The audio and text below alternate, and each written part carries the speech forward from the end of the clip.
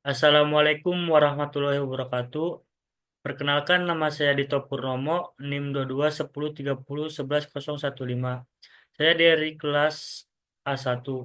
Di sini saya akan menjelaskan bisnis model kanvas telur asin khas Brebes. Telur asin adalah telur yang diawetkan melalui proses pengasinan, biasanya menggunakan telur bebek sebagai bahan bakunya. Proses ini dilakukan dengan cara merendam telur dalam larutan garam atau melapisinya dengan campuran garam dan abu selama beberapa hari hingga berminggu-minggu, sehingga garam meresap ke dalam telur. Proses pengasinan ini tidak hanya membuat telur lebih lama, tetapi juga memberikan rasa khas yang gurih dan asin. Jenis telur asin khas dari Kabupaten Brebes, Jawa Tengah, yang terkenal karena kualitasnya yang unggul. Brebes dikenal sebagai salah satu daerah penghasil telur asin terbaik di Indonesia. Di sini ada bisnis model kanvas, ada key partner. Yang pertama itu peternak atau pemasok telur. Yang kedua marketplace atau platform e-commerce. Yang ketiga yaitu supermarket, minimarket atau toko, grosir. Yang keempat yaitu warung makan, restoran, dan hotel.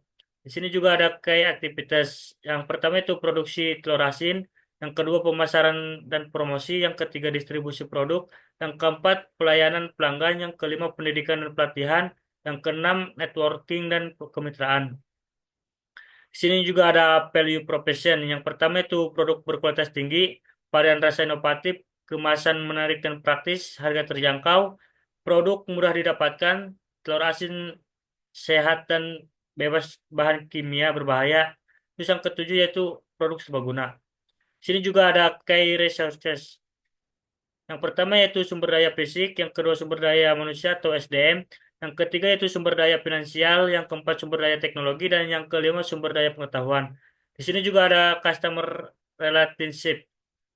Yang pertama yaitu pelayanan ramah dan respon cepat, yang kedua program loyalitas pelanggan, yang ketiga penawaran khusus dan promosi, yang keempat dukungan pelanggan atau customer support. Terus ada customer segment. Yang pertama konsumen individu, yang kedua pelanggan bisnis, yang ketiga pelanggan komunitas atau kolektif, yang keempat wisatawan atau pelancong, yang kelima pasar premium, dan yang keenam pasar online. Sini juga ada challenge. Yang pertama penjualan online, penjualan offline, yang kedua penjualan online, yang ketiga pelayanan layanan pesan antar, yang keempat kerjasama dengan mitra. Sini juga ada cost struktur. Yang pertama biaya tetap atau fixed cost, yang kedua biaya biaya variabel, yang ketiga biaya promosi dan pemasaran, yang keempat biaya distribusi, dan yang kelima biaya inovasi dan pengembangan, yang keenam biaya tak terduga. Di sini yang terakhir ada revenue revenue streams. Yang pertama penjualan langsung, yang kedua penjualan online, yang ketiga kemitraan, yang keempat penjualan melalui reseller atau dropshipper, yang kelima ada layanan custom atau pesanan khusus, yang keenam penjualan produk turunan atau inovasi baru, dan yang ketujuh pendapatan dari promosi. Di sini ada SWOT analisis, ada strengths. Yang pertama itu produk tradisional dengan nilai tambah, yang kedua proses pengolahan sederhana, yang ketiga tahan lama, yang keempat pasar yang luas, yang kelima varian rasa. Di sini juga ada weaknesses. Yang pertama yaitu kompetisi tinggi, yang kedua ketergantungan pada bahan baku, yang ketiga kesadaran merek rendah, yang keempat margin keuntungan rendah, dan yang kelima pasar tradisional memerlukan waktu. Terus ada opportunities. Yang pertama itu tren makanan sehat, yang kedua ekspansi ke pasar modern, yang ketiga peluang ekspor, yang keempat kolaborasi produk, yang kelima wisata kuliner.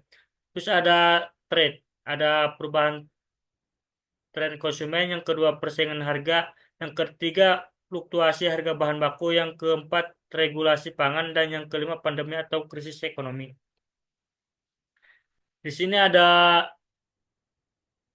gambar grafik dari saya ngambil dari Google Trends dari sebulan yang lalu. Di sini ada kota yang paling sering diminati ada Brebes dengan 100%, yang kedua Tegal, yang ketiga Batam, yang kelima, yang keempat Cirebon, yang kelima Bandar Lampung. Ya mungkin ini saya ini saja presentasi dari saya. Apabila ada salah kata atau ucapan, saya mohon maaf. Billahi taufiq wal hidayah. Wassalamualaikum warahmatullahi wabarakatuh.